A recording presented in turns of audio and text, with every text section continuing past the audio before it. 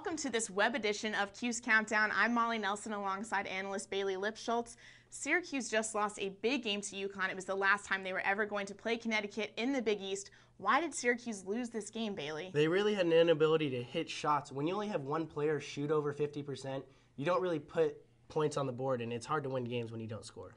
That's right, but Syracuse is still on the top of the Big East. If you take a look at the Big East top 10 right here, you'll see that Syracuse is up there with Georgetown and Louisville, who they'll take on in the next 2 weeks. But before then, they're actually playing Seton Hall. So Seton Hall has an explosive defender, Fuquan Edwin. What can you tell us about him? Well, Fuquan Edwin is really explosive everywhere in the court. He's a 6'6".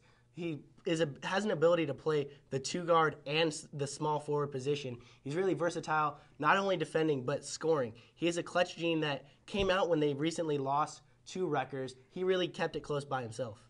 So with a player like that going up against Syracuse, they're already not doing very well on the road. They've lost 3 games. How do you think that Syracuse is going to do on the road at Seton Hall? What are they going to have to do to win? Syracuse is going to have to get back to what they did earlier in the year. Michael Carter-Williams is going to have to distribute the ball, not force shots, and take open shots, as well as they're the most dangerous when C.J. Fair is coming off a screen down low and has ability to get lay-ins, dunks, and close jumpers, and they really got away from that in this loss to UConn. So Michael Carter-Williams and C.J. Fair, big components for Syracuse, but the team overall, what is your X factor for Syracuse being able to win this next game? My X factor for this game is fatigue. Overall for the team, they played 3 games in the last 6 days. Both teams are doing that. But Syracuse just played at UConn. They're coming back. They have class the next couple of days. Then they're back on the road again, back to Seton Hall, and it's going to really be a test of will.